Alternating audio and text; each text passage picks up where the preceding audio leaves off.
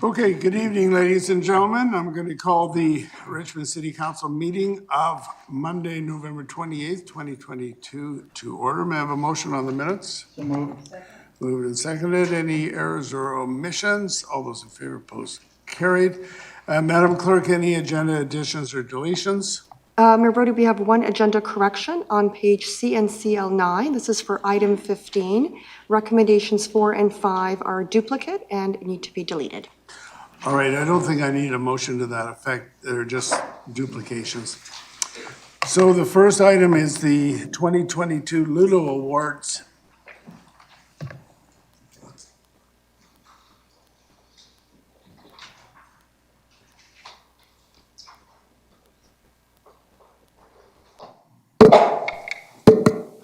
It's on. Good evening. Gosh, it's like old times having the place mostly filled up. This hasn't happened for a few years. And also, you notice we took the plexiglass down, eh? The architects will like that one. So I want to welcome all of you. Tonight, Richmond City Council is presenting the 2022 Lulu Awards in Urban Design Excellence for 4 projects, along with 3 honorable mentions. All 7 are attractive additions to our community that meet a very high standard for urban design in our city. So I'd like to begin by thanking everyone who submitted an entry to the program. After all, the work done by developers, designers, and contractors shapes our community. So we have 3 honorable mentions, and I'd like to start with them. First of all, the project is called Paramount, and accepting the certificate is Amela Brudar from GBL Architects. Come on forward.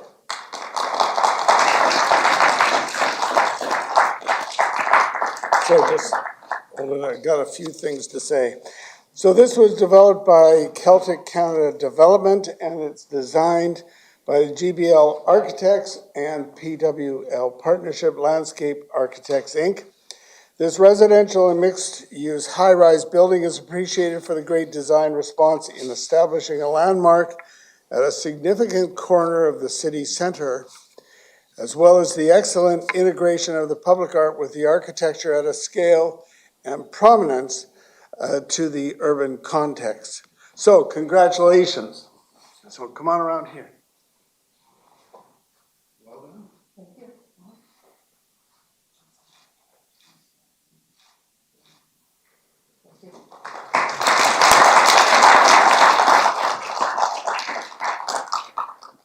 The next honorable mention is River Green Lot 9, and accepting this certificate is Gary Wong, the Vice President of ASPAC Developments Limited. Gary, come on.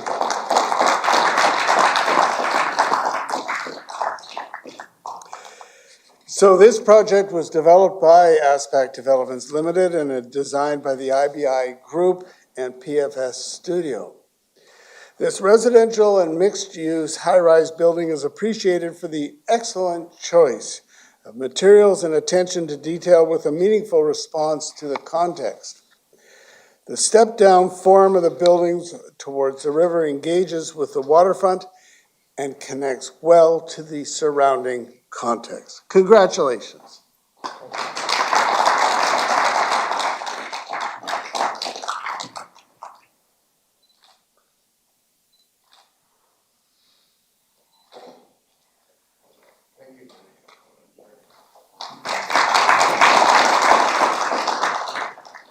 And the third honorable mention is Monadnock Village, and accepting this certificate is David Sprague from G&B Estates and West Coast Projects. David?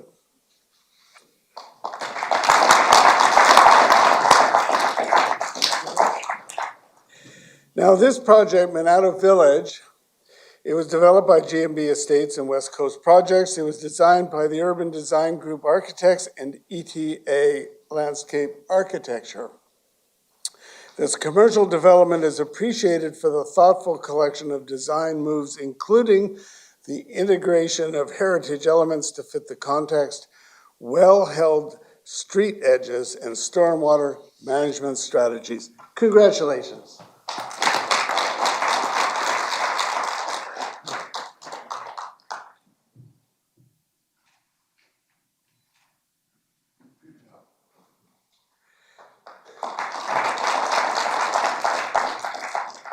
So now for this year's awards, and we have 4 of them. The first award is in the category of Buildings Residential and Mixed Use Mid-Rise, and it is being awarded for the Roderick. Accepting the award is Kyle Shurey from Platform Properties Limited. Kyle?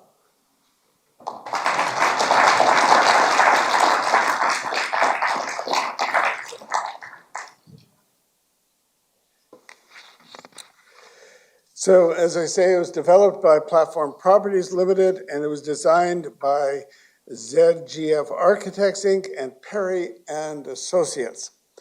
This residential and mixed-use mid-rise building is appreciated for the sensitive response to the heritage context of Steveston Village, breaking down the scale of the massing and using heritage references and heritage-style facades, yet with a sense of a contemporary building.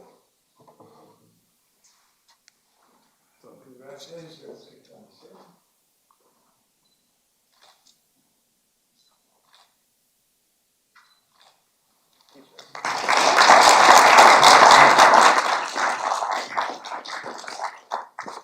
So the next award is in the category of Buildings Residential and Mixed-Use High-Rise, and this is being awarded to 2 River Green.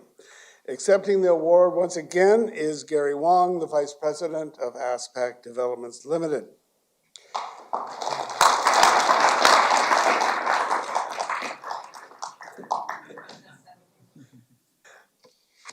It's also designed by James Chang Architects, Inc., IBI Group, Inc., and PFS Studio. This residential and mixed-use high-rise building is appreciated for the urban design response, the coherent massing with clear hierarchy, and clever architectural composition and detail. So congratulations.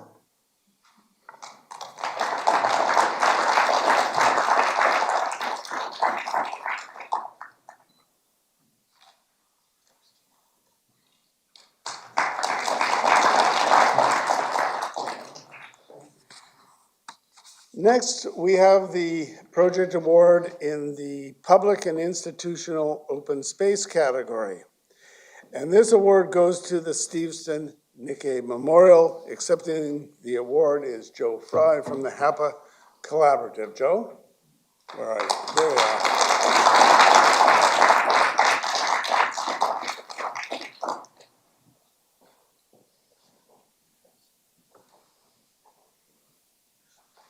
This public open space is appreciated for the quality of design in narrating an important story with care and creativity. The design creates a tranquil and contemplative space in a high public context, in proximity to the bustle of Steveston Park, number 1 Road, and Moncton Street. It's a powerful memorial with exemplary and sensitive execution.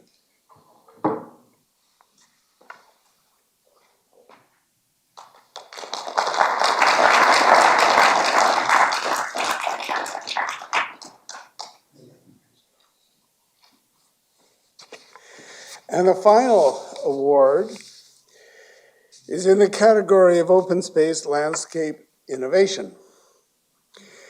And this award goes to the project known as Harrington Court. Accepting the award is Thomas Leung from Western Maple Lane Holdings Limited. Thomas?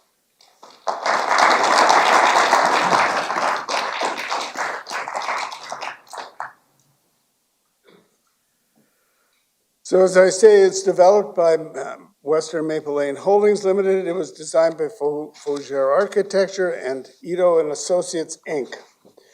This townhouse development is appreciated for the impressive effort and extensive measures taken to preserve the trees.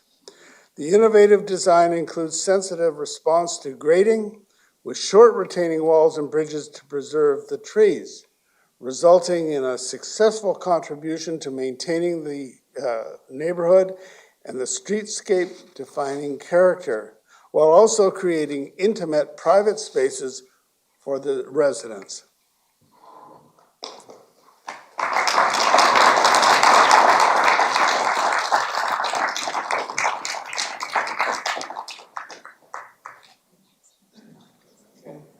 So thanks to all the winners, thanks to the people who supported them, thanks to those who are part of these projects, because I know a number of you did not come forward to accept the awards, but you're a big part of it. So let's give everyone a round of applause.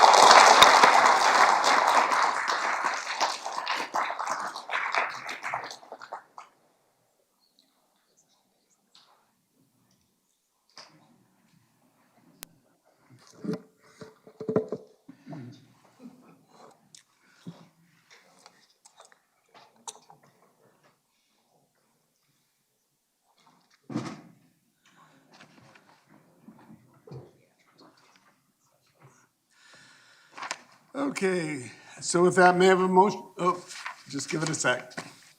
You done? Let's have a motion to resolve in a committee of the whole to hear delegations on items that are on the agenda. All those in favor, opposed, carried.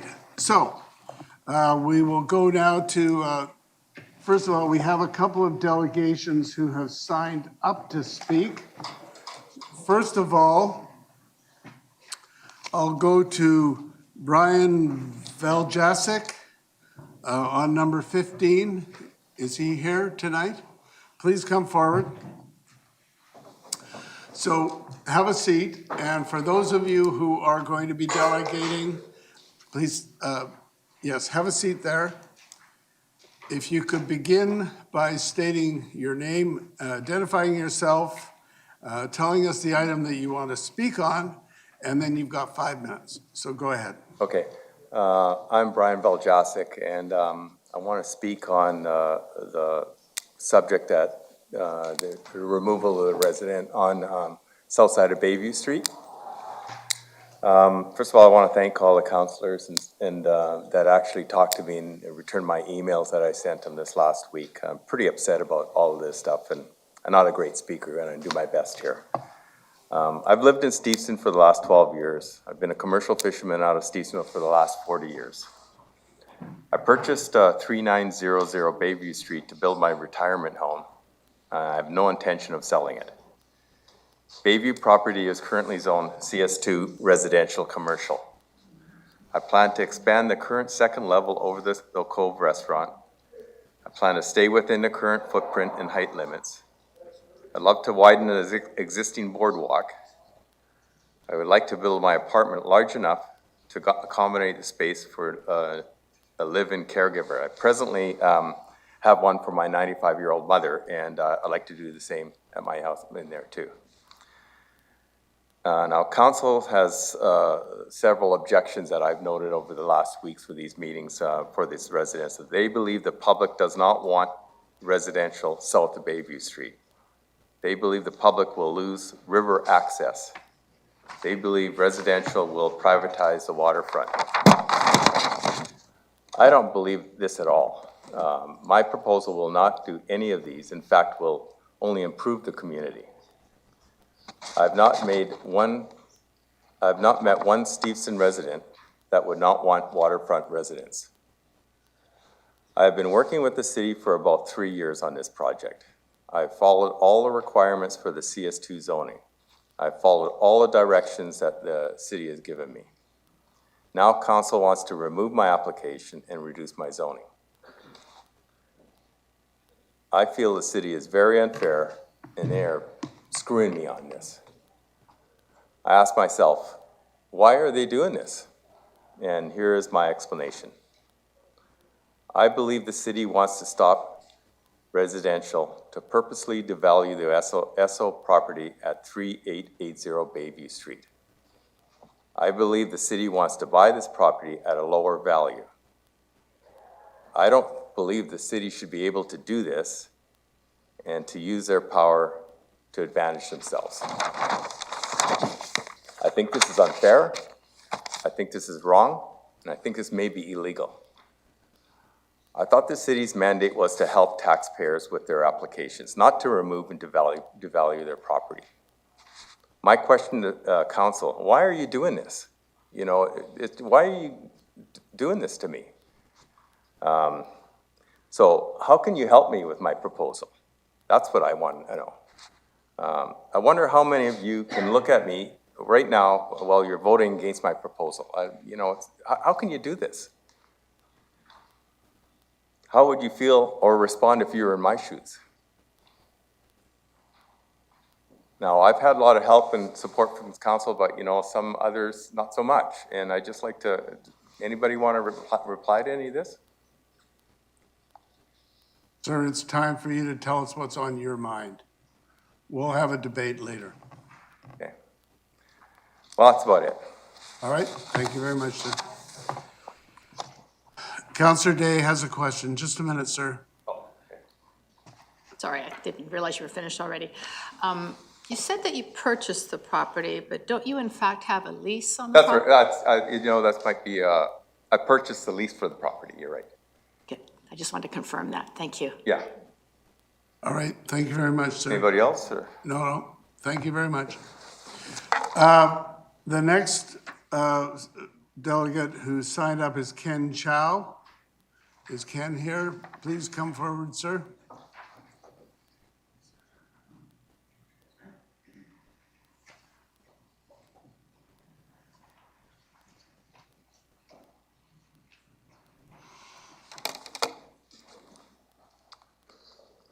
Yes, sir. Hello, Mr. Mayor, councillors. My name is Ken Chow. I'm an architect with an office here in Richmond for the last over 25 years, and I have previously completed several projects in Steveston Village, including one that's on a board right now in the lobby. I already have submitted comments outlining concerns about the policy changes impacting our development proposal at 3880 Bayview Street. Those points are valid and should be on record as part of the discussion. However, from the community's point of view, I wish to expand on the following 4 ideas. Idea number 1, the policy direction should have a longer-term view. Policy changes to these waterfront parcels should be part of a more comprehensive area strategy. The merits of residential uses on the waterfront have been spoken to already. The policy changes must recognize that A, the changing economy is increasingly focused on tourism and the need for housing. B, there is a growing population that wishes to both live and work in the village. And C, the local business community needs this support. The second idea, it should also consider the final dike layout. Our project was required to be set at a higher elevation to accommodate the possibility that Bayview Street will be raised 1.5 meters or 5 feet in the future. But this scenario is the second of 2 options in the dike study. In this study, the preferred option is to bring the dike out and around Steveston Island, around the harbor. I realize there are technical and financial challenges, but without clarity on this issue, these lots will not be developed consistently and will delay the continuous boardwalk that everyone desires. Idea number 3, the 6 waterfront parcels should be zoned the same. The policy revisions today propose changes of use that still result in each of the 6 waterfront parcels being different. It is acknowledged that each parcel has its own history of ownership, stewardship, and uses. But in the end, these 6 parcels should be envisioned as a single special precinct that can be clearly developed as a single vision. Idea number 4, the policy should not be fixated on the past. The 17 identified heritage resources should be protected and redeveloped with the guidelines already in place that encourage their protection. This ensures that a certain amount of valuable tradition is preserved for future generations. However, the future development in the rest of the village should be allowed to be envisioned by a new generation of designers that value the past and embrace the future. In summary, the private owner of 3880 has had their development potential drastically reduced by policy changes since 2016. But this policy direction is not comprehensive and should be better thought out before further changes are made now. That's all. Thank you. Thank you very much, sir. Thank you. Are there other parties who wish to speak to us? We'll go with Linda Barnes and Mr. Westermark.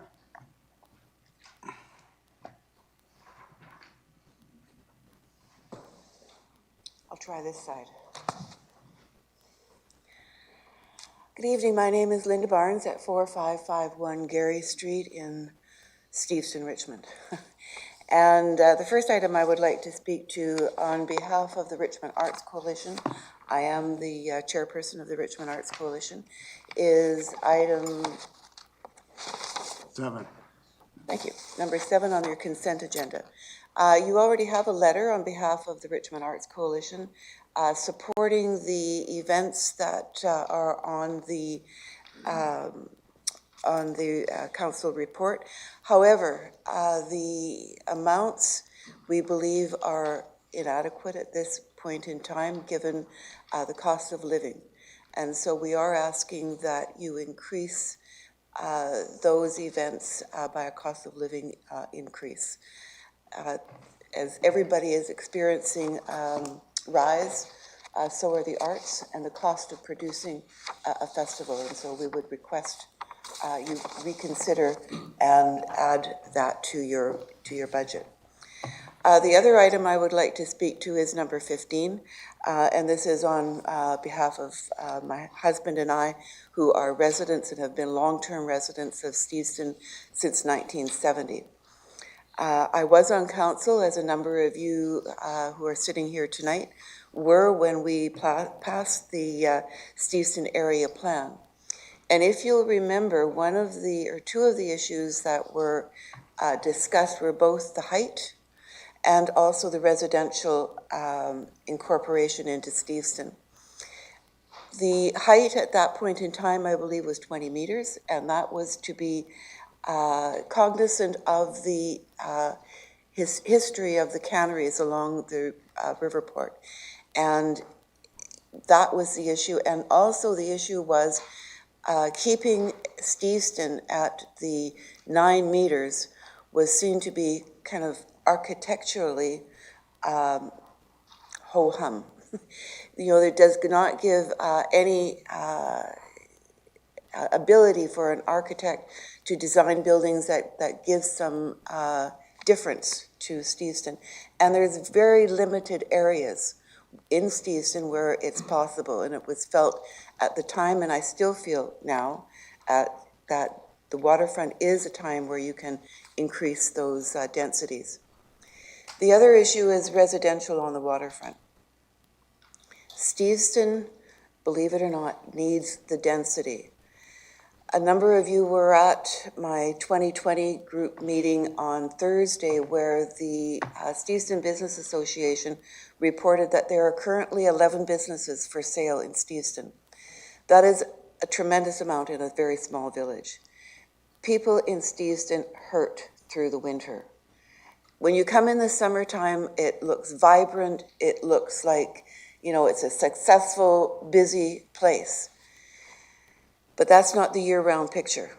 Those of you who live in Steveston, I know, see it on a year-round basis. Talk to the merchants. There, they struggle through the wintertime.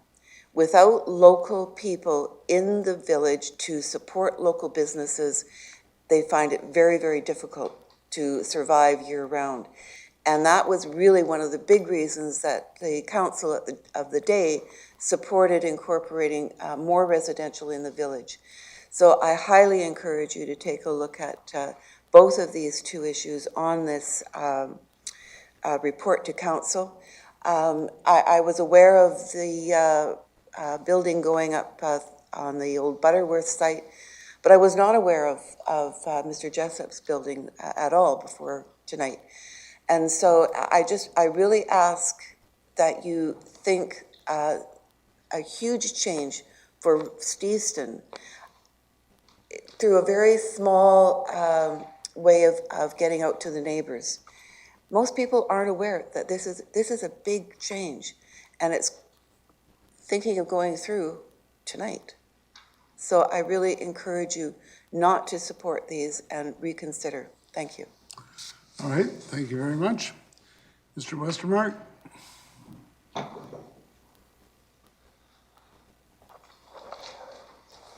Since this spot worked for Linda, I'll use it too. Dana Westermark, I live at 6168 London Road, in a building right on the Steveston waterfront, overlooking the beautiful Steveston Harbor, a place that I very much enjoy living.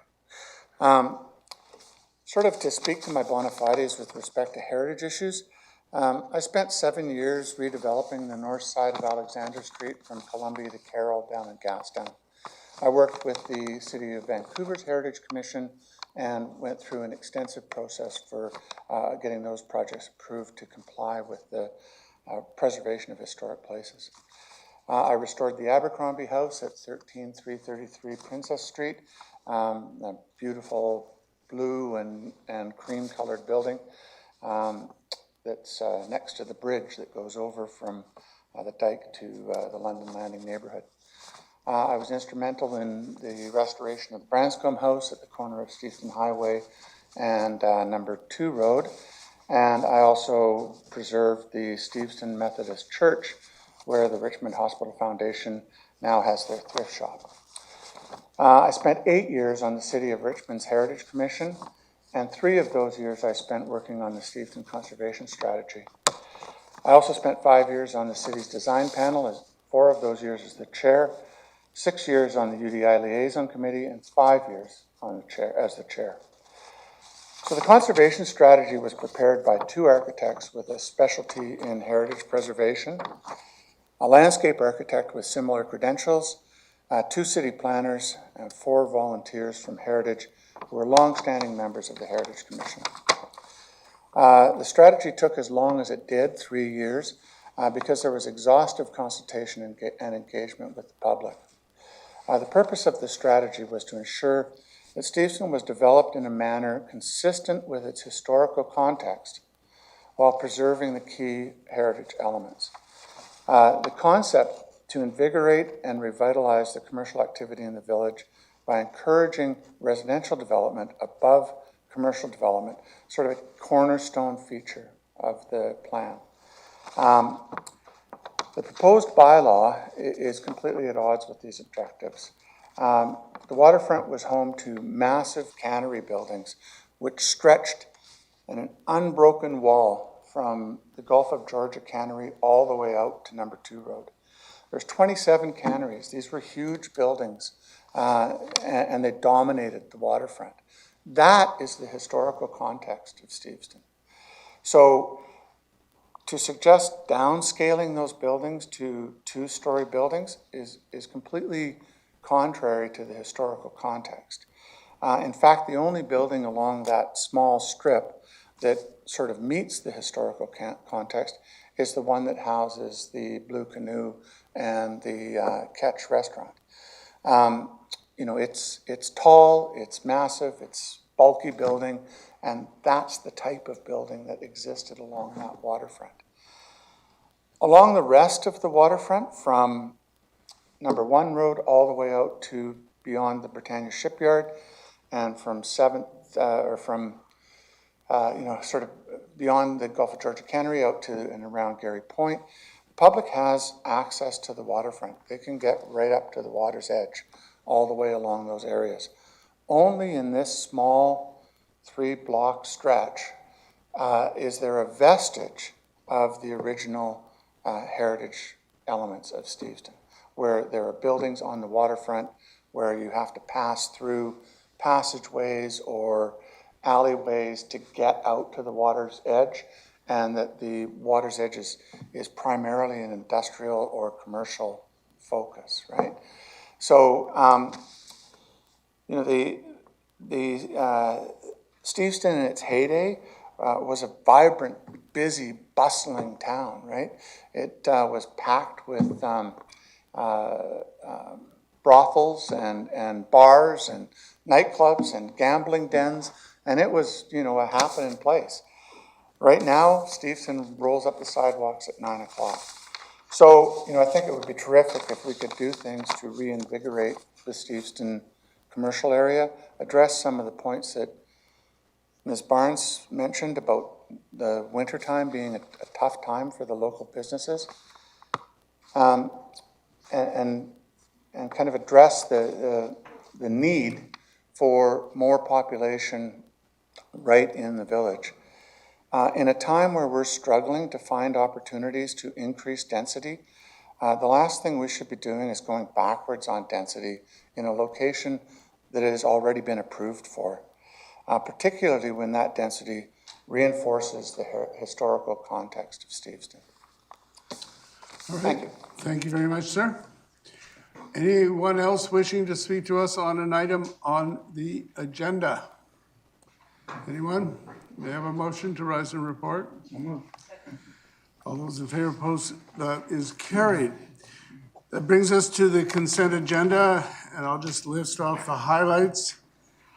We have the receipt of committee minutes, the city events program, the appointment of a council member as Lulu Island Energy Company Council Liaison. Let's see now, the land use application has now been taken off the consent agenda. We have the application to the 2022 and 3 BC Active Transportation Infrastructure Grant Program, the TransLink 2023 cost share funding applications for transportation capital projects, the award of the contract for the on-call elevator contractor, the award of a contract for the on-call HVAC service provider, and the options for snow removal from priority pedestrian corridors, the response to a referral. May I have a motion to adopt those by general consent?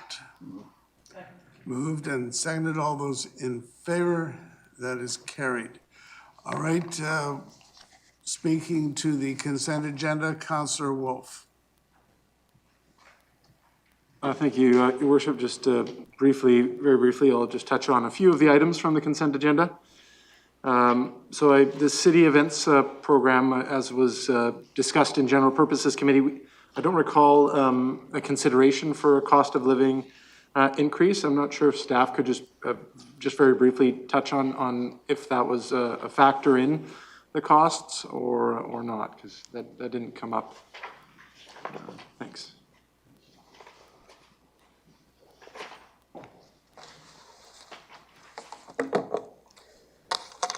Through your worship to Councillor Wolf, we did consider that. I mean, costs are certainly rising when it comes to many elements of events. We do believe that the amounts that we've proposed for each of the events, we would be able to deliver an event within the same scope and scale as what was delivered in 2022. In some cases, it would be the adjustments were made for when the events were last in person, fully in person, in 2019, in the case of the Cherry Blossom Festival and Doors Open. Great, thank you. And through your worship, if I could just add to that, for Cherry Blossom Festival, so many of the costs are related to tent infrastructure, so there's less ability to scale the event. That's why there was additional requests for funding in that budget. Terrific, makes sense. Thank you very much, staff, for that We're quick also question. using rate stabilization for those costs, right? Yes. So it's taking it out of the piggy bank. Okay, thank you. Thank you. Just briefly on a couple others that don't have questions. I definitely support number 8. That's the appointment of myself as the council liaison member for Lulu Island Energy Company, and starting the informative process on that tomorrow with staff. And I will stay in touch with former councillor Harold Steeves, who was the previous council liaison for that. Next up, item number 10. I really appreciate the one submitted project for this funding, but it does leave about $500,000 on the table. So in the future, where we have potential for new active transportation infrastructure projects, we'll get all the applications out there. Item number 11, that was around the TransLink, and you can look on page 128, just attention for the public, on some of the intersection improvements, multi-use pathway components, and bus-only turn lane improvements. Item numbers 12 and 13 together, both of these award of contracts will go to those who pay a living wage, so that's great. And item number 14, staff are ready to go, snow is on its way, and I hope others around the city have got their snow shovel out, ready to go to get their driveway and their neighbor's driveway if necessary. And so I'll support all those items on the consent agenda. Thank you. Thank you. Councillor Day. Thank you very much, Mayor Brody. I had a question of staff, sorry to make it come up again, regarding the City Events Program 2023. I understand that you obviously spent a lot of time working on this budget, and just further to Councillor Wolf's question, if we were to increase to the programs and festivals that did not get any increase, if we were to increase it to costs of living, how much would that affect the $775,000 budget? Through your worship to Councillor Day, I think if we took that 7% and applied it to the Stevenson Salmon Festival and the Richmond Maritime Festival, which are the two largest events, it would be $35,000, and finance can validate those numbers quickly if they like. Yeah, so it would be about $35,000. So, okay, okay, thank you very much. I wonder if we shouldn't, split the difference and, First, let me come back to that. So number, that will be considered as part of the budget next week. oh, okay, so this isn't the end of the road then. Maybe not for you. Okay, let's see what we can do next week then in budget time. Okay, then congratulations to Councillor Wolf for being the council member for the Lulu Island Energy Corp. I know that's something he's very passionate about. I wanted to speak to number 10, which is the Active Transportation Infrastructure Grant Program. This is an incredible program that allows, gives the city permission to apply for grants from various organizations or various levels of government. And we've gotten a lot of grants over the years, and I hope we're just as successful this time as we have in the past. Number 11 is the TransLink cost share funding applications. Once again, it's an opportunity for the city to liaise with TransLink to increase our multi-use pathways. And if the funding comes through, we're going to see some exciting new changes in the city. Item number 12 is the on-call elevator contractor service. Currently, we've used West Coast Elevator for 4 years, and they've been very reliable, so they have been given that a contract again. Number 13 is on-call HVAC service provider. In this case, we went with 3 different companies, and they'll all be reviewed after a period of time prior to any extension of the contract. So it's a good example of the city doing due diligence, making sure we get the best possible service. And item for number 14 is we looked at the possibility of clearing the sidewalks of snow, but it was a significant increase in budget. So wisely, staff have recommended a couple of pilot projects so we can look at what that would look like in the future. So I think that's a wise way to move forward, and I support that. So thank you very much, Mayor Brody. Okay, Councillor Hobbs. Thank you, and through the chair, I'll just make a couple comments. On the city events, actually I'll congratulate Councillor Wolf as well on his appointment to that. That was on the agenda. With the city events, I just want to mention that, first of all, thanks for the report to staff. It was a very thorough report. And we're coming in at $775,000 for the year 2023, and that is an increase of $75,000 from the previous year, although it's down from the height of the years pre-COVID. So I do like the report, many aspects of it, because it does support many of the city strategies regarding harmony and safety and diversity and heritage and the arts and wellness in general. And I think most of us agree in our community that these kind of events are crucial to making it a more livable community and making Richmond more fun for everybody. It definitely does enrich our community.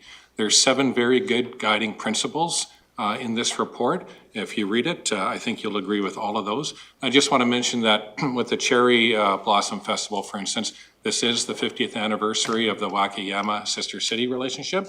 So that'll be even possibly more important in a way and more fun this year.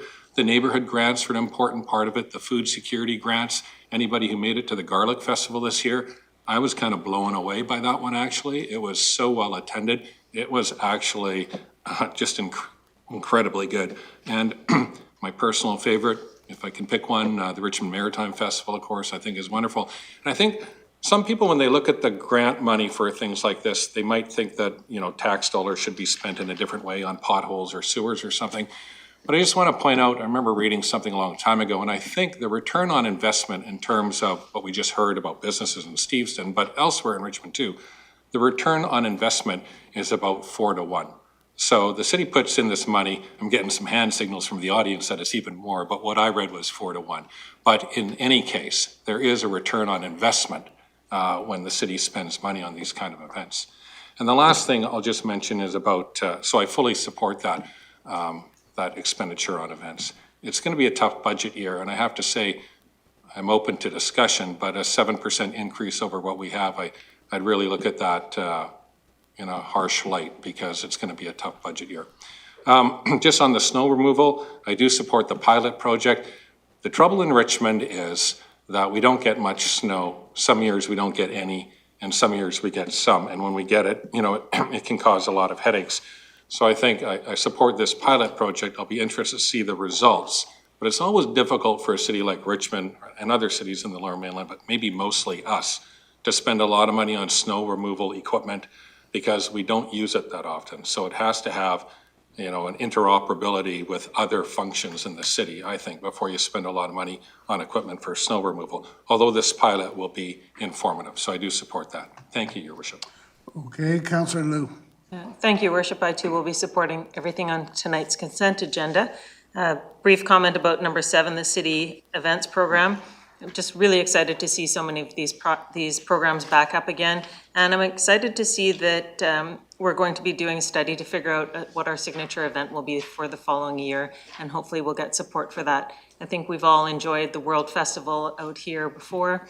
And I think we really need an opportunity to come together as a huge community with lots of people together and really spend time together. We've seen people feeling isolated, people feeling fearful of other people, people just not being comfortable around each other. I think it's time to get back together, share our culture, share our food, share our stories, share our arts, share our dance and music. And something like the World Festival, that was one of those opportunities, and I really look forward to hopefully getting that back for 2024. Number 14 was the options for snow removal from priority pedestrian corridors. I'm sad that I couldn't get more support from the people at committee to prioritize pedestrians and others not traveling by car. The referral included to prioritize walk-friendly snow removal routes. 40 kilometers of highly frequented sidewalks were identified in City Centre, Steveston Village, Ironwood, Cambie Mall, the hospital, Canada Line, community centers, libraries, and shopping plazas that would be cleared under this potential pilot program.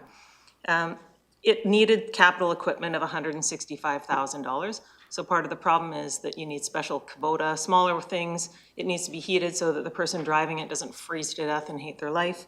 And $337,000 in operating expenses.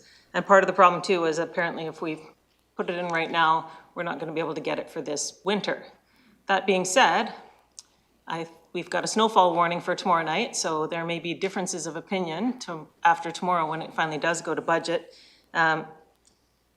We should at least be approving the equipment this year in 2023 so that we can have it for snow season in 2024. Because when grandma slips and falls and she's stuck there lying for an hour on the pavement like my neighbor was a couple of years ago, it was just icy and cold.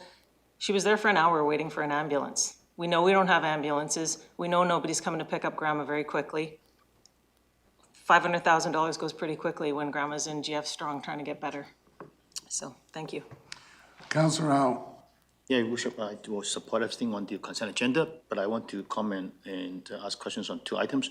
The first one is item 7, the city major events. I'm very supportive of the report, and it's glad to see that with some activities being in person again. Now, I'm a strong advocate and supporter of community-driven events, and I think we have a very good example of, food security and other neighborhood events. And I also supportive of the idea that we have a signature multicultural festival, and now we are going to ask for feedback and suggestions, things like that.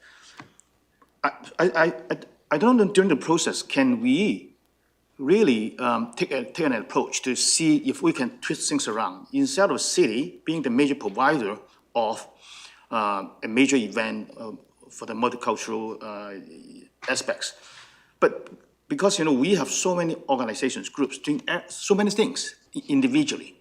So I think instead of we hosting an event, can we bring people together, and create platform so that, we don't have to spend all the money, because, and there could be, less overlapping, and, I mean, the Doors Open is a very good model. They provide most of the things, and then we're just creating it. Something. So I think could that be an approach that we explore further? Through your worship to Councillor Au, I truly hope through the engagement process for the visioning of both what a signature multicultural festival or series of festivals or events could look like for Richmond, that part of that is talking to stakeholders, talking to cultural groups in the community, and seeing who's out there that might be able to either co-produce or help produce events like that in the future, or even multicultural elements of some of the events that we already have in our portfolio. Yeah, because I think there's lots of resources out there, and they're already doing so many things, right? Just link them together, put them together, and then I think we can create a signature event. Now, the other item I want to ask questions on this item, the snow removal. Okay, I'm supportive of the two pilot projects. And also I'm supportive of the idea that we should not be doing the cleanup of the sidewalk, which is the responsibility of the owners and tenants of those private buildings. Now, staff mentioned that the owner of the buildings should clean up the snow after it stopped. Do we ever take an approach to fine people for that? Like, if they are not doing it, what consequence do they have? The bylaws are there, but do we ever implement those bylaws? And if we do, how many, what's the number? All right, who on staff can help us? All right, Mrs. Sham.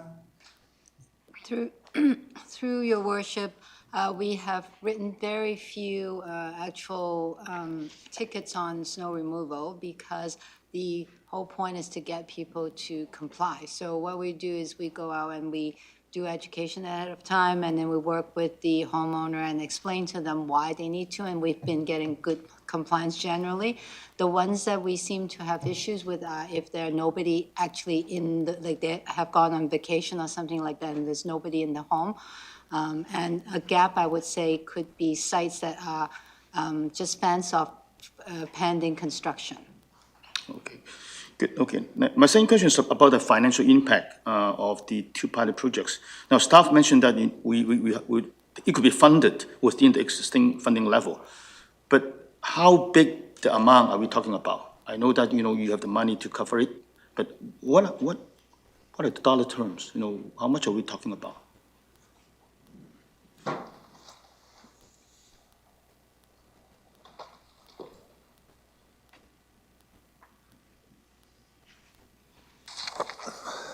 Through your worship to Councillor Au. It works out to be about, you're asking specifically how much it would cost Yes, for this for the- program? It will depend on how many times we have to go over it. No, I'm talking about two pilot projects that we're talking, For the pilot project, it will be a minimal additional cost at this point, because we are not getting additional equipment. We're using, we're looking after the multi-use pathways, which are 3 meters wide. So the small equipment that we have, small 1-ton trucks with brine units on, it will be a minimal additional cost. Yeah, okay, very good. That's It great. won't be much, but it will not allow us to do the sidewalks that Councillor Liu is concerned. That's very good, because I'm afraid that, we're taking away some resources for certain things to cover these two pilot projects. So it's reassuring that it's not happening. In this We way. did give ourselves 72 hours after the event finishes, so it will be on our cleanup phase that we'll be able to swing trucks over. Thank you. So with that, I will support everything on the consent agenda. Councillor McNulty. Thank you, Worship. A lot has been said, and I'll be brief. With the snow removal, I want to thank Mr. Ford for a good report. It's finally, we've got everything laid out, and we know what, and this needs to get out to the public so they know what we as a city are responsible for, what we're prepared to do, and it's clearly laid out. There are improvements to be made, and I think we can make them. I also want to give a shout out to our snow removal crew that has already been out.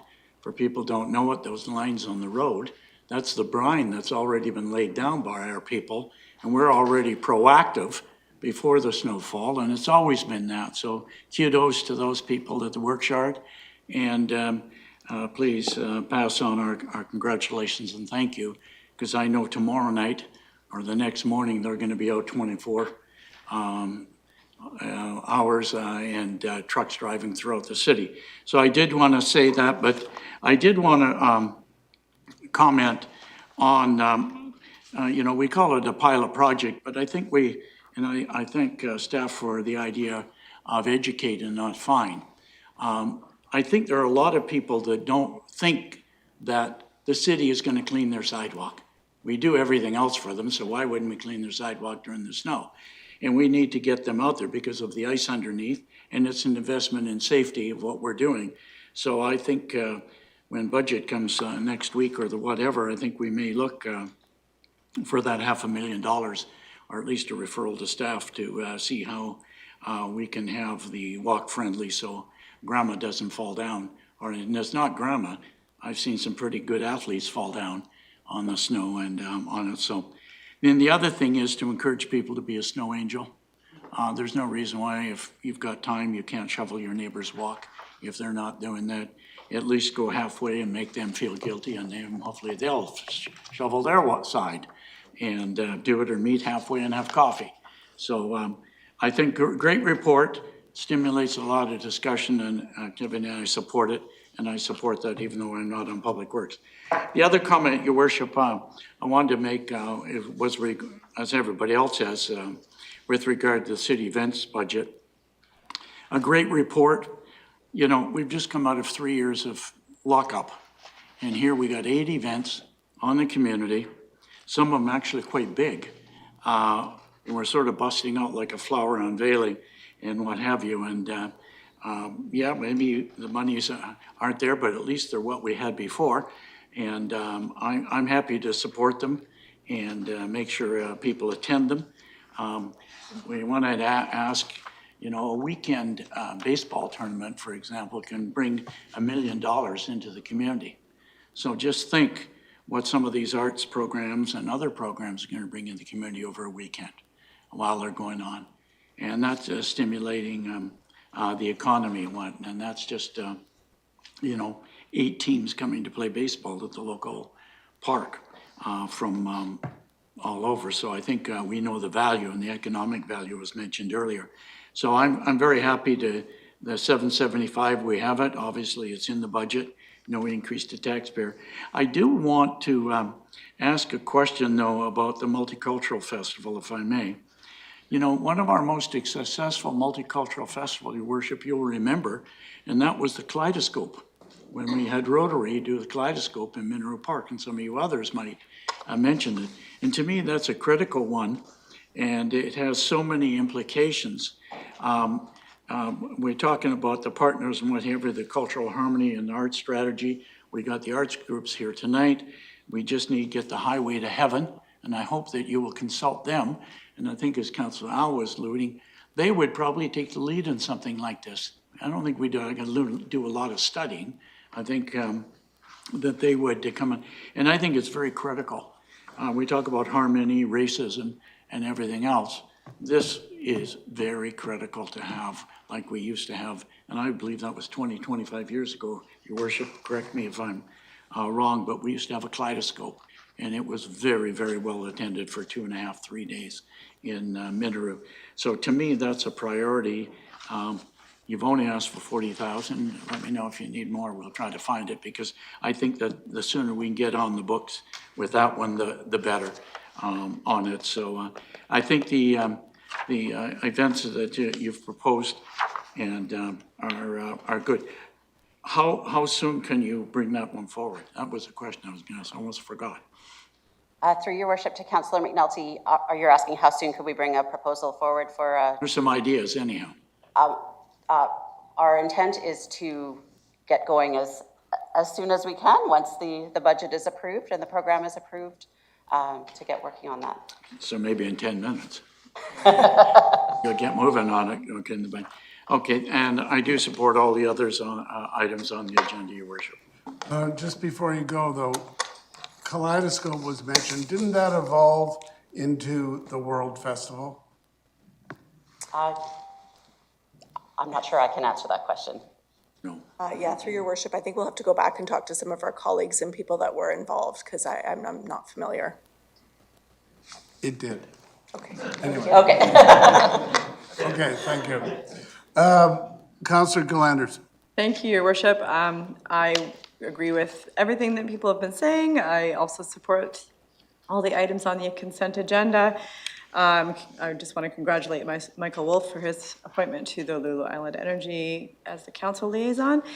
I was also really happy to see the grants that staff managed to get for the transportation projects to improve all of our many dangerous intersections in Richmond, and help expand our multi-use pathways and connect those. So that's really good to see.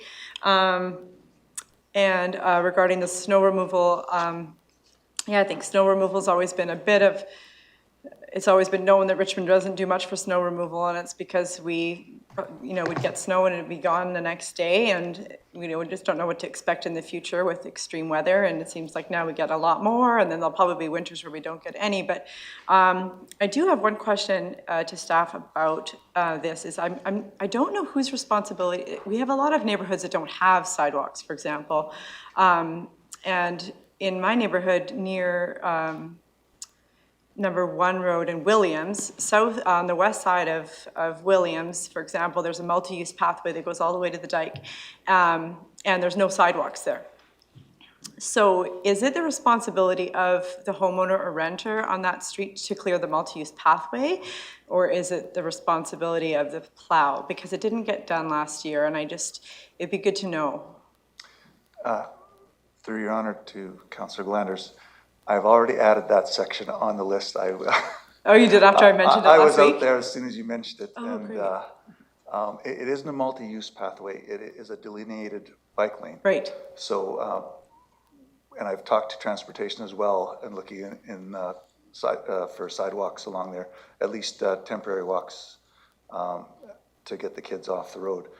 But we will be including those bike lanes on that section from 1 Road to 4th Avenue. Oh, so you're going to scooch down there. Okay, that's great. Thank you. You're welcome. And so, Mr. Irving, you want to mention something? Thank you, Worship. Yes, just to add to Mr. Ford's response through you to Councillor Glanders, we are in addition responding to the council referral and bringing back the bylaw that requires residents and property owners to clear those streets. It is pretty old, so we built a lot of these multi-use pathways since that was looked at. So we're considering all that and seeing, do we really expect people to clear a bigger path if it's fronting an agricultural property or what have you? So that will be coming back to council. Okay, go ahead. That would be good, to see what comes of the pilot project and to see where we're going to go with this. I just know in Vancouver, for example, the snow is cleared that day within hours from the sidewalks everywhere, because everybody knows if you don't do it, you'll get fined, and everybody does it, and the neighbors help each other out, and I really think we need to definitely get the word out on that and get it out like on social media or whatever that, the snow has come, and do you know that you need to clear your sidewalk, and if your neighbor needs help, go and offer to help them, and let's get it out there and get it happening. And we should be issuing tickets to people that don't live here in the winter that aren't getting their sidewalks cleared, because then they'll know they have to hire somebody to do that. If you live somewhere where there's a sidewalk, and you have to maintain it, because it's really not safe. So thank you for that, and that's all I have to say about the consent agenda. Okay, I just want to, I'll just finish off the debate or say a few things. I just want to make the point about our enthusiasm for adding to the budget. You all have your binders, which have the first cut of the budget for Finance Committee next week, and if you've had a chance to look at it, I think you will have second thoughts about any kind of additions to that budget. Whether it's because of the costs have gone up so much, whether it's because of COVID, this is going to be a very tough budget, and we will not be looking for other places in which to spend money. And when you see it, just remember what I said. So I'll call the question on the consent agenda. All those in favor? Any opposed? That is carried. And just before we get to the items that are off the consent, I just want to mention that on the city events program, we actually do have a video pertaining to that, but of course the technical gremlins have gotten to it, and it just wasn't ready to go for some reason. So we'll bring that to the next convenient meeting, and we'll just play it for everybody because I do think it's worth seeing. So that brings us to the items off the consent agenda. The first one is number 9, which is the item on Bird Road. I'll go to Planning Committee Chair, Councillor McNulty. Thank you, Your Worship. Item 9 was an application by Rick Bowell for the rezoning at 1085-1 and 1080-71 Bird Road from single detached RS1E zone to RS2B zone. And the recommendation from the Planning Committee was that be introduced and given first reading, and I would so move. Second. Moved and seconded. Did you want to No, say that's a simple, more? no, very simple, moving, Your Worship, from RS1E to the 2B to increase the density on that piece of property. All right, Councillor Wolf. Thank you, Your Worship. I will be brief. I did outline many of these points at the Planning Committee and at last week's public hearing, which saw a development just down the road from this one on Bird Road. And it relates to our tree protection bylaw. I also just think back an hour ago, we just saw these great projects that received Lulu Island Design Awards, and we're finding ways to retain trees by using innovative solutions. Then we have this development where they have bylaw trees, they want to remove them all. They should be putting 2-to-1 ratio, but they're not. And this is an area that has a green strip, a commonly used trail in North Richmond, an area that it does have some of the lowest sense of belonging amongst residents, and to do further damage to public utilized spaces like the back of this property. I think we do a disservice to those residents. And so that's why I'm opposed to this item. Thanks. All right, I'm going to call the question then on the motion. All those in favor? Aye. Anybody opposed? It's carried with Councillor Wolf opposed. That takes us, I'm sorry? Councillor Galandis was opposed as well. So it's Councillor Wolf and Councillor Galanders opposed. Okay, then we go to items originally taken off. We'll go to item 15, Councillor McNulty. Thank you, Your Worship. Item 15 is the referral response on land uses along Stevenson waterfront and proposed amendments to the Steveston Area Planning and Zoning Bylaw.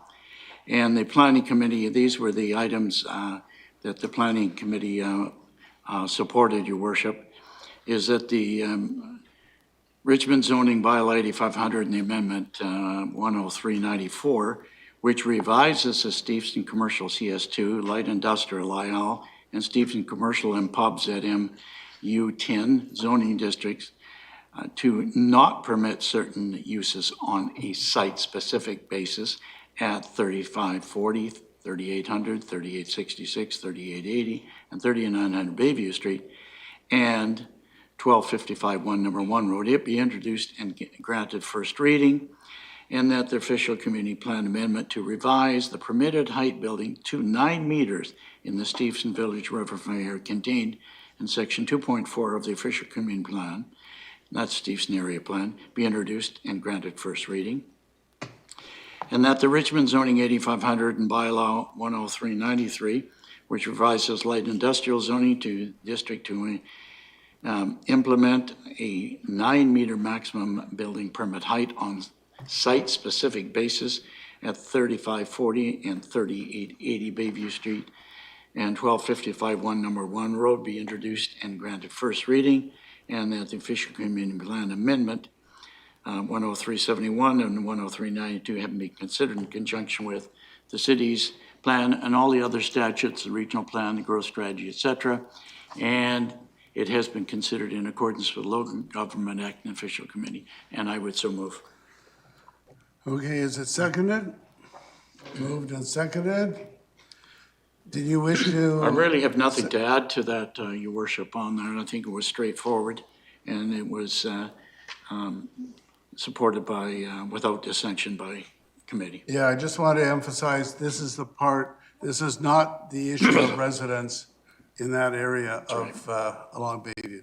Councillor Galanders. Thank you, Your Worship. Yeah, all residential uses aside, strictly dealing with the height of the buildings. I'm still not sure how we got here, because I watched the meeting in 2017 when we were discussing reducing the stories and the FAR, and you as a council approved 20 meters to be the height, and the Gulf of Georgia Cannery building is 22 meters. And the idea was we'd have large cannery-style buildings, but they would be smaller than the cannery building. And I asked staff, and they informed me that the Blue Canoe building is 15 meters. And I think that the Sockeye City one is a little bit lower. And then the Cove building is 9 meters. So when I just drove by and I just had a look, and I agree with what Ms. Linda Barnes said about the heights being ho-hum at the 9 meters. Like, when you start to drive down that street and you see that Blue Canoe building, it's like, here's Steveston, and it's this big, beautiful building. And everything to the east of that right now is just the gravel lot, and then it's the Cove buildings, which are really small. And I think if it were, not really small, but 9 meters compared to the 15 meters, and I don't understand why we're going to 9 meters without more discussion, or I haven't even heard what the benefit would be of doing that. Does staff wish to comment on that? Mr. Ursig? Yes, Your Worship. As everyone is aware, there's been quite a lot of consultation in this area, or for this area. It is true that there are lots of different opinions about what should be allowed. Council did, when we were making a number of changes to the Steveston area plan, Council did, in policy, set 20 metres as the height. I think since then, though, there has been, based on applications received and discussions had, there has been an increasing amount of concern that perhaps that policy, while well-intentioned, is not the most appropriate for the area, and perhaps not what the community is looking for. And I think that when I look at some of the inquiries that have been made, while the height people have sought to incorporate the extra height into the developments. Much of the other, in my opinion, much of the other design elements, like the fundamental massing and shape and proportions of those cannery buildings, is debatably missing. And so there has been increased concern. I think since the plan was originally set, there were some changes made 3 or 4 years ago, and John is out there somewhere and he'll have the exact dates if that's important. But while the 20 metres stayed, there were some revisions made to bring down the maximum density from 1.6 to 1.2, and there was a policy put in place that regardless of the height, it could be a maximum of 2 stories. So I think that what you have on the table today is just sort of a continuation of the discussions that have been had. And from staff's perspective, we're comfortable that the 9 metres is appropriate. And I would say that in such a unique area, it might be better to, I think, go with a conservative regulatory framework and then look at exceptions on their merits, and rather than sort of set the bar high and then have to try to massage developments into that. So if council makes a decision to bring it down to 9 metres, you will still have the ability, if somebody has a unique proposal that merits consideration, you'll still have the ability to look at that. Thank you. Through the mayor, I actually, I like that answer, because thinking about it, the beautiful, like, Blue Canoe building is beautiful because it's old. And if there was a brand new building that was 5 meters higher than that, what would be the architectural value in it? It'd be up, we kind of hung having to accept something that was permissible. So I could see it's just so important to go on a case-by-case basis in this area. So that explanation makes sense. Thank you. All right, we're going to call the question then on the motion. All those in favor? Those opposed? That is carried with Councillor Liu opposed. Councillor McNulty. The following, Your Worship, was not supported by the majority of committee, and the recommendation that's on the floor this is the original motion, Your Worship, that was at committee, and that was read.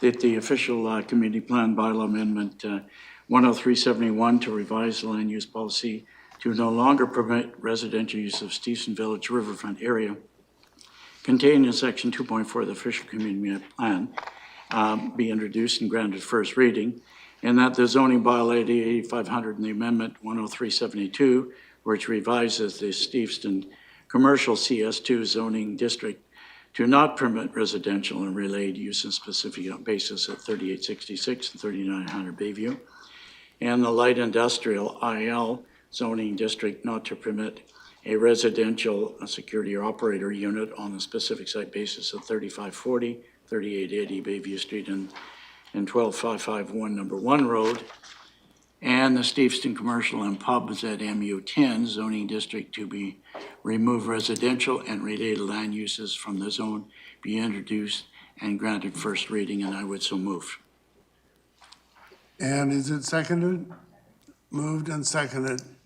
Yeah. Did you wish to say anything more? Your Worship, we had tremendous discussion at committee, and it failed by 2 to 3, and the discussion ranged all the way from public access to the waterfront, which was continual access to the waterfront, and not what we call pocket access to the waterfront. At one time, Your Worship, we still can't find out where it was, that there was to be a linear walkway from the boardwalkway of Sockeye City all the way to number 1 road along the waterfront and in front of the Blue Canoe. That was to be a walkway. Nobody can find out how the Blue Canoe in particular got permission to board that off. We're still looking for that. And from my point of view, I think we've got to preserve any access to the waterfront. And I gave my point of view at committee. We say we need a solid wall along there. That is outside the dike. And I believe that it's the last piece of property that's available that has it. We didn't do so well with BC Packers, in my opinion. We could have done better there. And I'm supporting the fact that we continue with to have, and I'm going to make it a referral at committee, to have staff investigate looking for a linear walkway. Everybody is trying to jump on board, but I think this property doesn't fit in because it is outside the dike. And we went through all of that when Bob Beely wanted to put a 9-room inn on the walkway, right where Sockeye City was. And finally, the councils of the day acquiesced to allow restaurant and pub there, and even the pub didn't get in on the first go-round. So anyhow, that's we'll have to see where committee members are on this on the moment, and I'm sure everybody's going to speak to it, or for it or against it. Okay. Who wants to speak? Councillor Day. Yeah, thank you very much to the chair. We had a very, very active discussion at Planning Committee, and I think that a lot of great points were brought up. But this is, to me, preservation of Steveston above all. And like right now, we have the Blue Canoe has taken over what used to be the public walkway, and we don't know why. We've got restaurants along the walkway that have taken over, putting chairs and tables along the walkway. Apparently, it was allowed by the Steveston Harbor Authority. Our waterfront is being threatened every single day. And the two proposals that have been brought forward by two applicants clearly did not have the best interests of the people of Richmond and the tourists who come here in mind. And I was wondering if I could ask a question of staff about those two applications. We've heard that the merchants desperately need more residents, but I believe the resident that was applied for at 3900 Bayview, while it was 5,175 square feet with a 2,700 square foot patio, was only one resident. It wasn't a lot of residents, is that correct? Through your worship to Councillor Day, just to make sure I understand the question, the application is for one residential unit. Yeah. I think Mr. Ursig wants to add something. Your worship, we have provided some information about the applications that are in the door, but I just would like to make the point that the reviews of those applications are not complete, and this isn't about those applications specifically. And I think that Mr. Hopkins answered the question about the single residence. Perfect. And then we have another application that we won't then discuss. It wasn't approved either. You know, we had a speaker come forward and say that in the old days, Steveston was a bustling place in the past with bars, gambling dens, and brothels. But I don't think that's what we're looking for in 2022. I think what we are looking for is developments that will embrace the fishing history of Richmond. And in my mind, the only way to do that is to protect our waterfront. Now, we received a memo from staff, and it states clearly, November 24th, from John Hopkins, that furthermore, provincial staff noted that the proposed amendments to the Steveston area plan that no longer permit residential uses along the waterfront would be consistent with the province's approach of not supporting use of water lots under their jurisdiction for residential purposes. So that's pretty clear. The province they agree with staff's recommendations. We haven't gotten an answer from the Department of Fisheries or federal government, but I understand you've had talks with them. Can you follow up on that? Yeah, through your worship to Councillor Day, yes, we have had discussions with them. I don't really have an update following this memo, but we have informed them of this item being on the agenda for tonight's council meeting and possibly for a public hearing in December. So at that point, they'll have an opportunity to comment publicly. Okay, just a slight question here. We have a resident that has leased a property in this group of properties. Would that put the DFO in any kind of conflict of interest, given that they would be getting a revenue from the leasee? Through your worship to Councillor Day, possibly. I would have to look into that and check with Again, we can deal with that in public hearing. Yeah. Well, I remember back in 2017 when this came forward, and there was a survey that the public were asked to fill out, and it was very clear. People wanted it to stay exactly the way it was. What the people didn't realize is that if we didn't reduce the FAR, the density, it wasn't going to stay the way it was. So people were under a false illusion that by signing off on that survey, they were approving exactly what was there. And that's why in 2017, we made those changes, and they were needed to reflect the desire to keep the village and the waterfront as it is. So I'll be supporting these changes because they're timely, and we can always, if a developer wants to come forward with a really amazing proposal, as Mr. Ersick said, we can always make some amendments later on. But the proposals we've seen so far fall dismally short of what I believe the people of Richmond would want. Thank you. All right, Councillor Liu. Thank you, Worship. Why don't you stay here in case there's more questions? It occurs to me that it was a former councillor that had encouraged the purchase of the property that's on the waterfront by a group of affectionately called the Chinese Yacht Club. And then when it did come to council and a boat phase was done, the project was denied, and then a process was started to remove a number of the existing rights within that zoning. And it seems to me that this is the second time on my tenure on council that I've seen an Asian buyer encouraged to buy a significant piece of property, assured that it was zoned to allow their dream project, and then council yanked the rug out from under them, then denied the application, and then downgraded the property. This is the second time we're seeing this. We've also seen council vote against third floors along the dike in the north and west Richmond. So we seem to consistently want people to not look at the water, even though we're raising the dike, so it would make sense to me that you probably want to see over those raised dikes. But, and I voted against those to prevent people from having a third floor to look over the dike. I voted against it just now, not that it's going to make any difference, and I'm going to vote against this as well. We need housing, this is gentle density, and breezeways are lovely. So I think that this is a problem that somebody's trying to fix, and I don't know what the problem is that they've identified, but I don't see a problem that needs to be fixed. All right. Councillor Hobbs? Thank you, and through the chair. I don't know if I'll have questions of you or not, but first of all, I just want to thank staff for the report, actually, because I know that this report is a result of a referral from council. So, you know, you're doing what is asked of you. So thanks for that. It was a thorough report.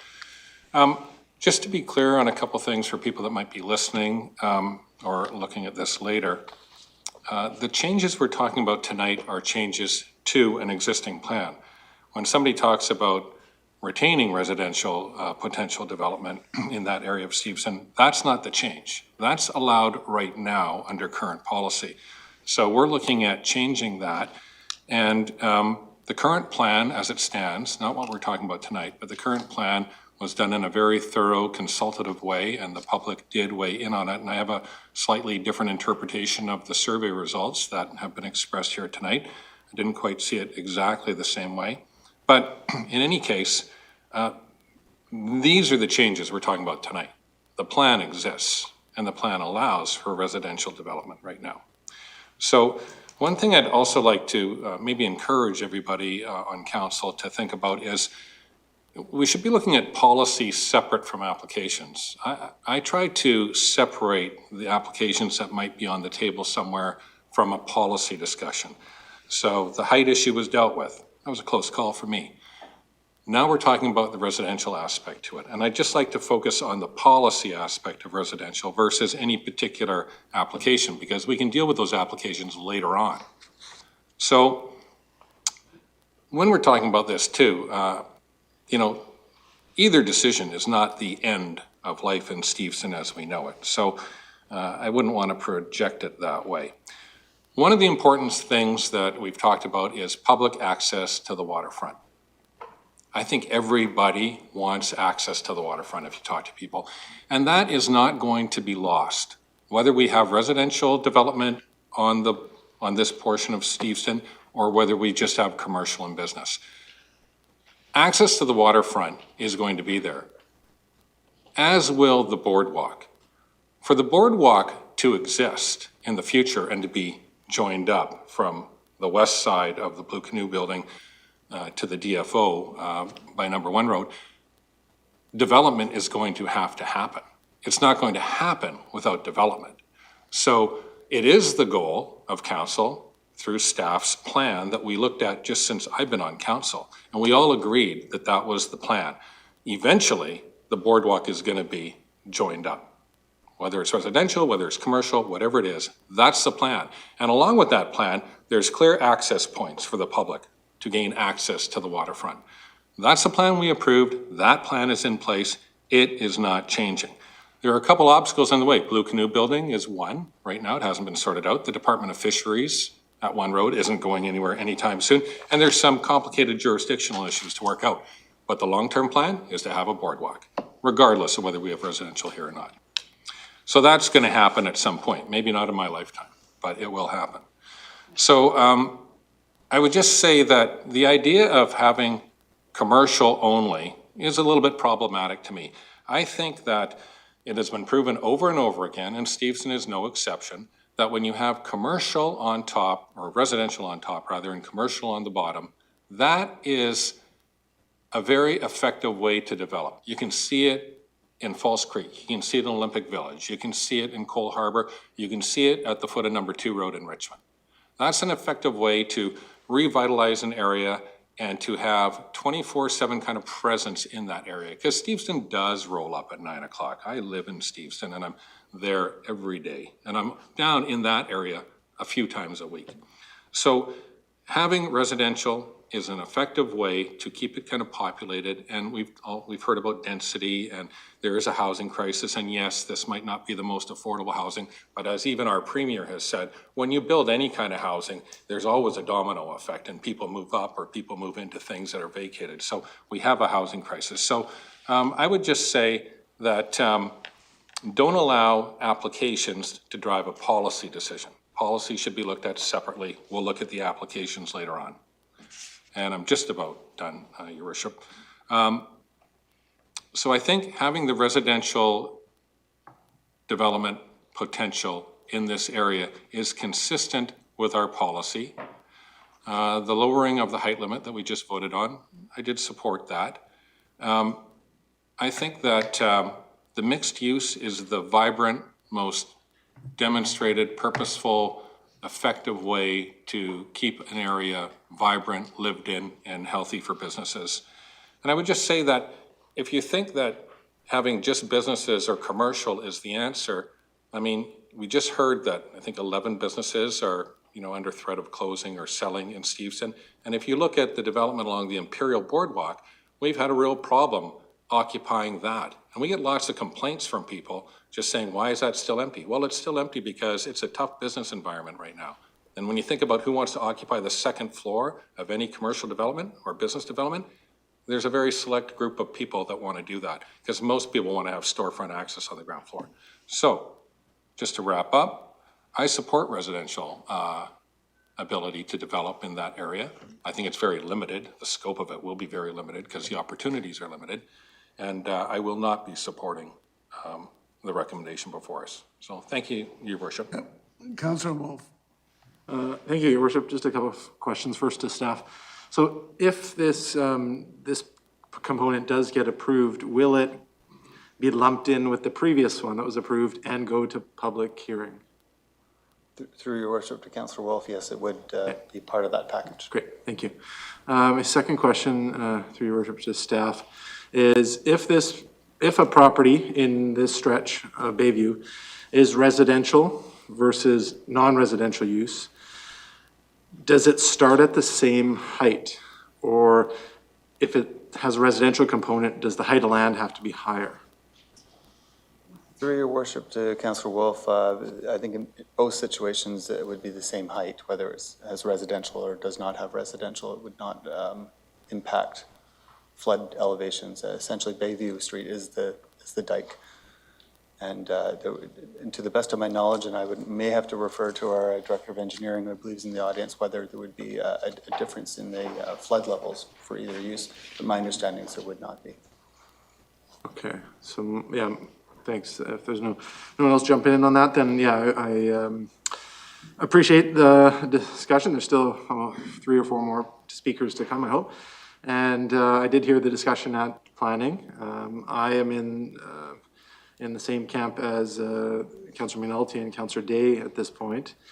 I look at any use of waterfront land, be it the sitting empty commercial spaces or any residential space, and those go for the highest value.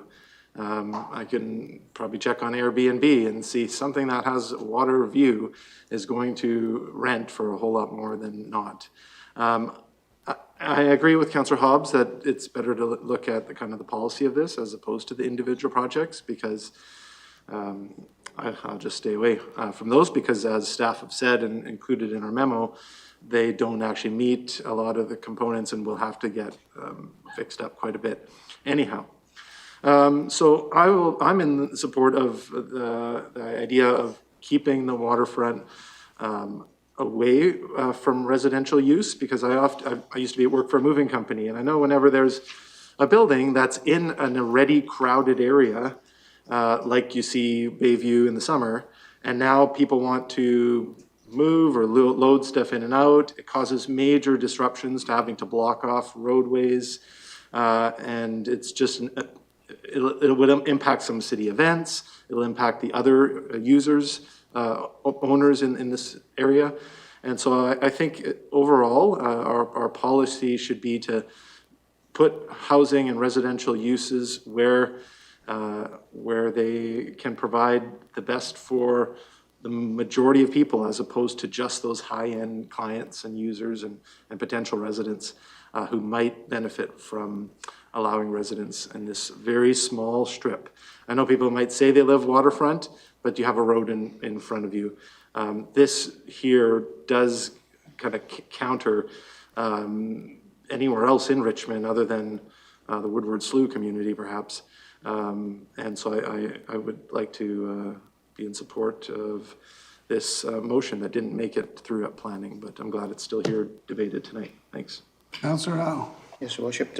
I think the common objective here, which is to protect and preserve the character and heritage of Stevenston, right, and also the waterfront. But I want to ask staff a question. With the rules and guidelines that we already have, plus the ones that we already just passed, do you, in staff's opinion, do we have sufficient protection? Do we have the means, the measures to preserve, the objective that we have? Like, we don't want buildings to be too big, too out of place, too many of this or that. So with what we have already passed, can we, do a good job of striking a balance?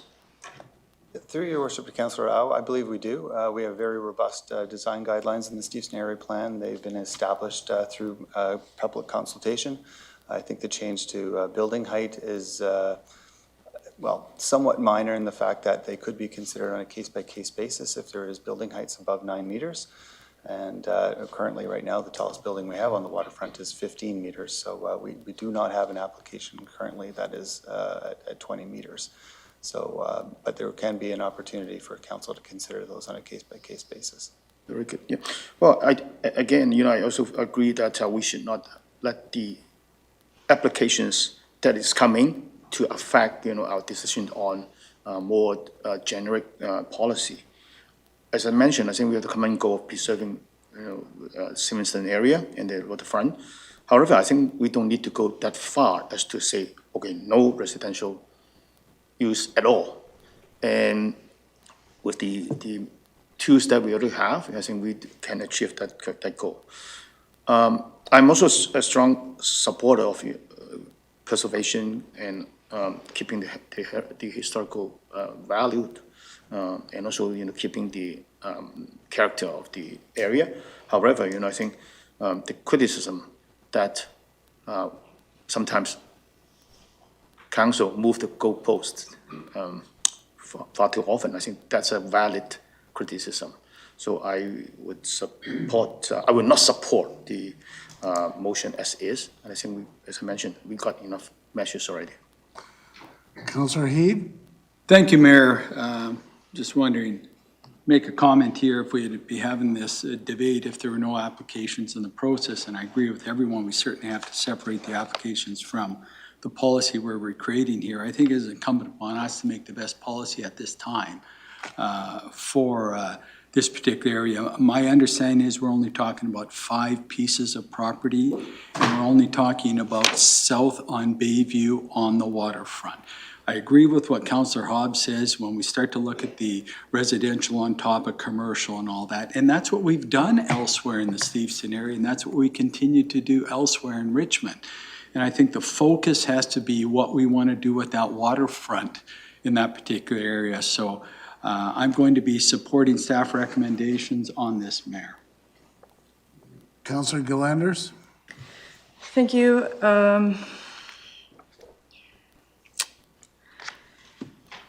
Okay, well, this is a difficult discussion. I appreciate hearing all sides of everything. I guess I have a question of staff that I don't know if you can answer. Does anybody know what the current residential occupancy is at the Ani building east of One Road? Through your worship, to Councillor Gillanders, I would not know. No, I should have thought of that sooner, but the reason why I ask is we're just talking about housing and needing housing and bringing in density, et cetera. And I'm just not convinced that in this 1-2 block section where there has never been residential and there isn't residential, that bringing some residential in here is going to solve our population in Steveston issue. I think that if we get the Ani buildings filled up, we've already added a lot of density, so I don't think we're going to get it from those 2 blocks. And I just think that I'm hearing from the majority of council that we don't want residential density in that area. It's sort of like the public, it's the historical waterfront section of Richmond. And it's not to say that we don't want it in other places. I just think it's in this area. And I just want to point out that we're not voting against applications, because what I understand is that the applications that come forward have to go through staff and have to pass heritage requirements, and neither of the applications that are in stream right now have met those requirements, and they wouldn't be approved as is anyway. And I did talk to staff about what would be the process of because I think the majority is saying that we'd like to not have residential use in this area. That's not to say that a modest proposal of a caretaker suite above a restaurant or an apartment or something of a smaller scale couldn't be approved on a case-by-case basis. And it would come to council as an application that's not recommended because it doesn't fit with the plan, but we can look at the applications individually. So I will also be supporting the recommendation that's on the floor. In dealing with that last point about variations, my understanding would be that, let's say we vote tonight, no residential. Someone comes along with an appropriate, however we deem it to be appropriate, application involving residential. Council, you may not be able to recommend it, but council can approve that. That's correct. Okay. from my point of view, I think that this area is really a critical element to Steveston. And, you know, we talk about the heritage value and what it was, and I don't think the delegation was contemplating that we should put in brothels and bars and you know, night spots, particularly in this section, but I would say the same thing about the high buildings.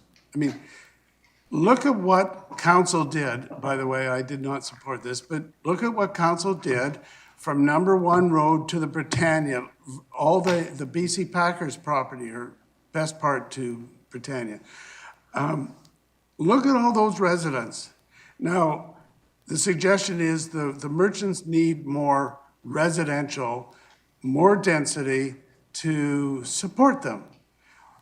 There are hundreds of residences that were put in as part of the BC Packers project. And yet, the same complaint is made before that as after that, that during the winter months, the merchants need more support. Look what was done along the waterfront, again, at the BC Packers property. I mean, the argument that we should have the big, tall buildings that are reminiscent of the canneries, if there was any place that should be the case, that's the one. And you don't see anything other than a little bit of a architectural representation of a peak building or something along that waterfront. So I think we have to look at this in the modern context. And the question becomes, does it make sense to allow residential in this particular area? And I'm not taking anything from the application that has been made, but it does give an example of what it would look like. 22 residential units on the old Esso site. It would just be, I think it would just cut off any kind of, I don't know, what were they talking about in the urban awards? The context would be broken. There'd be no linkage between the waterfront and Bayview Street with 22 condominium units or townhouse units in the way. I support residential development in Steveston to a reasonable extent. We work hard to preserve the heritage of the village and the Steveston area in general. I don't think a part of that is residential in this particular strip, and I think that if we don't protect it, we won't have it. So with that, I'm going to call the question on the motion, reminding you that the planning committee, by a vote of 3-2, denied it, okay? So the motion is on the floor. All those in favor? Those opposed? So that is carried with Councillors Al, Liu, and Hobbs opposed. Then we'll go back to Councillor McNulty for item 16, which is the Bowl property on Gilbert. The application is by Rick Bowl, Your Worship, for the rezoning at 8220 Gilbert Road for single detached RS1E zone to the arterial road 2-unit dwelling RDA zone. And the following is that there is a recommendation to be forward to a public hearing, Your Worship, here, that a single-family lot size policy 5442 for the area generally bounded by Mirabel Court, Bundell Road, Gilbert Road, and Lucas Road in a portion of sections 19 and 20, Block 4, North Range 6, West, and it be amended to exclude 8220 Gilbert Road from the policy as shown in the proposed draft of single-family lot size policy 5442, attachment number 5, and the bylaw 8500 be amended bylaw to 10428 for the rezoning 8220 Gilbert Road from single detached RS1A to arterial road 2-unit dwelling RDA be introduced and given first reading, and not so moved. Second. That's moved and seconded. It's straightforward, Your Worship. So. Okay, Councillor Day. Hi, thank you very much to the chair. So why would I vote against this? Now, this is an example of where we could put residential. And if you look at the aerial view on page 197, you can see that this is a strip of very deep lots. And then if you go to the actual development on page 218, this is another one of those, like, it's like a 4-unit with a vehicle courtyard and 1 visitor parking spot. It seems to me that given that the, OCP is about to be reviewed in a big way, this would be a prime place to potentially put low-rise apartments or at least townhouses. So instead of building 4 individual houses that would be out of the reach financially for most people, build smaller, more compact units that would be cheaper to buy or cheaper to rent. So I just don't see any rush with this one. There's a lot of big lots along there, but in particularly from them down to the Salvation Army building, which, maybe one day the Salvation Army building would come forward with a proposal to put in affordable housing at a higher density. So if we allow this development today, we really hamstring ourselves for making any changes down the road. So I just don't feel this is the best use of this property. So I will be voting against it again. All right, with that, I'm going to call the question on the motion. All those in favor? Any opposed? It's carried with Councilors Wolf and Day opposed. Brings us to public announcements. First of all, I have a number of announcements that come out of the closed meeting there, just to announce that the agreement with the Richmond Food Security Society of the School District Number 38 for the administration of the Community Gardens Program has been executed. Note the development permit panel, the meeting for November 30th has been canceled. From the closed council, we have the Mitchell Island matter. The Mitchell Island environmentally sensitive area located at 11491 Mitchell Road has been named Asa Joel Park. And then we have a number of appointments. First, and these appointments are until December 31st, 2024. So first of all, we have a new committee which is referred to as the Richmond Accessibility Advisory Committee. It's been created to respond to the municipal requirement of the new Accessible British Columbia Act. So appointed is Danny Chen and Mandy Zhao. For the Sister City Advisory Committee, Lisa McNeil, Karen Shigeno, Polly Tang. The Food Security and Agricultural Advisory Committee, Corey May, William McKinney, Michael Bomford, Ian Lai, Leslie Williams, and Abu Hassan Jangir. To the Heritage Commission, Brenda Clark, Joseph Fry. To the Advisory Design Panel, Sherry Han, Nikki Theroux, and David Simzinjin. Sorry if I got that wrong. Kush Panach has been also been reappointed to the Advisory Design Panel. Then to the RCSAC, we have Farzana Himani. To the Richmond Intercultural Advisory Committee, Tazi Ali, Diana Leung, Rubina Mahal, and Baron Sui. Also to the Richmond Intercultural Advisory Committee, Ian Lai, Michael Ma, Kamwarjit Sandhu, and Roy Wong. To the Richmond Public Library Board for a 2-year term is Denise Hui and Shireen Murhi. Yes, and I think that is all the appointments. Then just a couple of other notes. We've got breakfast with Santa.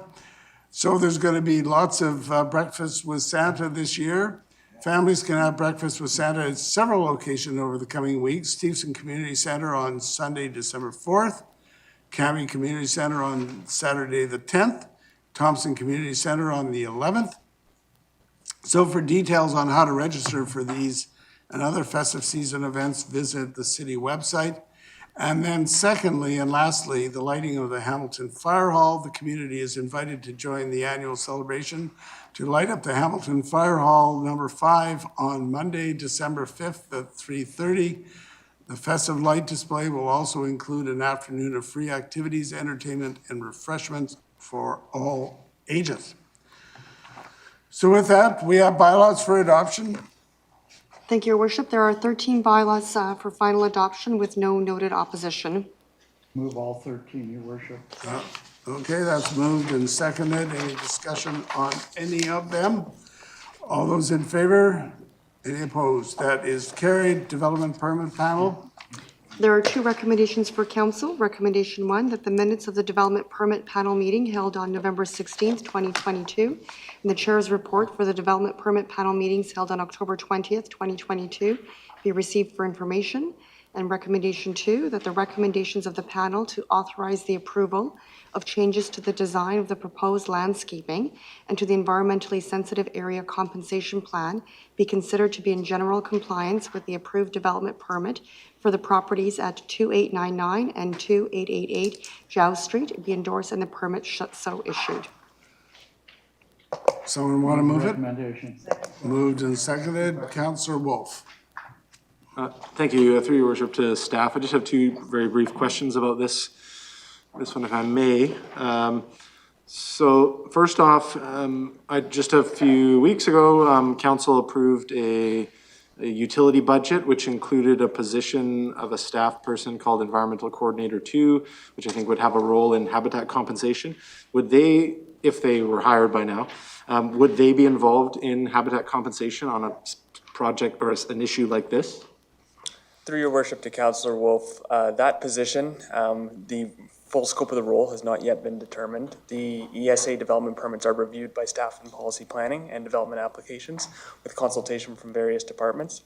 So it is something that we could look into going forward. However, we do have qualified staff who are already reviewing these types of applications and proposals. Okay, thanks for clarifying. I know that position is still being in development, but I also just read in here, we're using a contractor and yeah, it'd be great if we had this type of a in-house position. My second question, because I've noticed this happen to a few sites around Richmond where developments are going on and rain falls and it pockets in around where the landscaping is, or the ESA, environmental sensitive area in this case. What can we do, or what are we doing to help landowners not let this be the end game to their land use changes? Are you talking about this specific set of Yes. properties here? Yeah. Okay, Because it's limit in- your answer to those properties.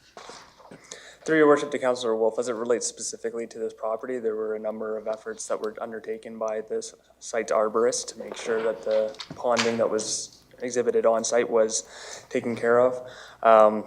There was additional on-site drainage that was put in place and pumping to try to resolve the issue. There was a significant amount of effort undertaken by the project arborist and the team to try to resolve the issue. Okay. But not our staff have no involvement in trying. Through the securities that were undertaken through the earlier ESA development permit and that report, staff did retain a portion of money to ensure that that work was overseen by an appropriate advisor and that appropriate measures were taken. Okay, great, appreciate that, thanks so much. Okay, all those in favor? Any opposed? That is carried. May I have a motion to resolve in the committee of the whole to hear delegations on non-agenda items? So moved. All those in favor, opposed, carried. We have one such delegation, D. Whalen, to talk about a report.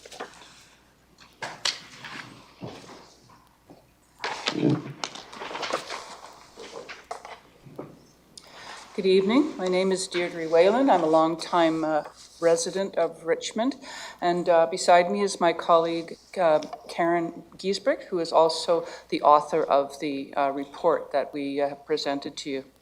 As well, we have a couple of volunteers with the Richmond Food Aid Delivery Coalition, Hugh Freeberg, who is our outreach worker, and Belinda Boyd, who's a volunteer. I'd like to present on a non-agenda item, 1 to 10 minutes to connect, a 2022 inventory of outreach services in Richmond, BC. I'm speaking to you this evening as a representative of the Richmond Food Aid Delivery Coalition, or the FAD, we call it. The FAD is a coalition of Richmond faith groups, food security agencies, social service agencies, and individuals like me who volunteer their time and resources to prepare food and deliver that hot food to people in Richmond who are unhoused and street entrenched. The coalition members include the Richmond Food Bank Society, Poverty Reduction Coalition, Union Gospel Mission, Kahila Society, St. Albans Anglican, Gilmore Park United, Church on Five, Our Savior Lutheran, Richmond Presbyterian, St. Joseph the Worker, and the Salvation Army. Faith community members of the FAD provide the meals, and the Salvation Army provides one after-hours outreach worker who uses the meals as an outreach tool while delivering his outreach services. After-hours outreach, in this case, it means working from 4 p.m. to midnight, including weekends. So I know we talk about outreach, but this is what we mean by outreach.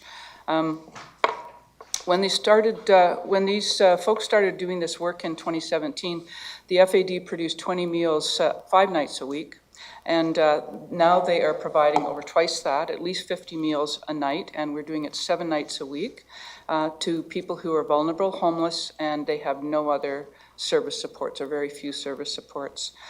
Sometimes our outreach worker runs out of meals, and that's why we fundraise and we try and get meal cards for these people. So well over 50 people a night are served.